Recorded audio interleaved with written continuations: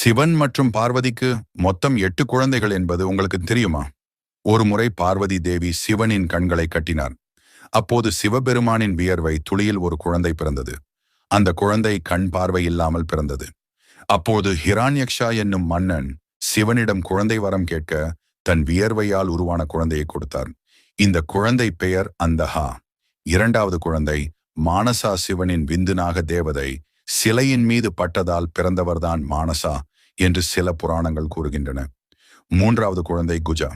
சிவபெருமான் தியானத்தில் இருக்கும்போது அவரது மார்பிலிருந்து சக்தி வாய்ந்த ஒரு கதிர்வீச்சினால் உருவானவர் குஜா என்று சில கதைகள் கூறுகின்றன. நான்காவது குழந்தை ஜோதியை பற்றி இருவேறு கதைகள் உள்ளன. அதில் ஒன்று இவர் சிவபெருமானின் ஒளிவட்டத்திலிருந்து பிறந்தவர் என்றும், மற்றொரு கதை பார்வதி தேவியின் நெற்றியிலிருந்து வந்த தீப்பொறியில் இருந்து வந்தவர் என்றும் கூறுகின்றன. ஐந்தாவது குழந்தை ஐயப்பன். ஐயப்பனை பற்றி கட்டாயம் அனைவருக்குமே தெரியும். இவர் சிவன் மற்றும் மோகினி அவதாரம் எடுத்த விஷ்ணுவிற்கு பிறந்தவர். ஆறாவது குழந்தை அசோக சுந்தரி. விநாயகரை போன்றே இவரும் பார்வதி தேவியால் உருவாக்கப்பட்டவர்.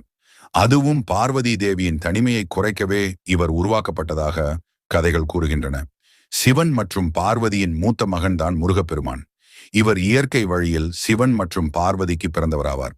சிவன் மற்றும் பார்வதியின் குழந்தைகளுள் மற்றொரு முக்கியமானவர்தான் முதன்மை கடவுளான துன்பங்களை போக்கும் விநாயகர். சிவனும் பார்வதியும் பிரபஞ்சம் முழுவதற்கும் தந்தை தாயாக கருதப்படுகிறார்கள். எனவே நாம் அனைவரும் சிவனின் குழந்தைகள் என்ற வகையில் கருதப்படுகிறோம். சிவனை தாயும் தந்தையாக நினைப்பவர்கள் கமெண்டில் சிவம் என்று பதிவிடவும்.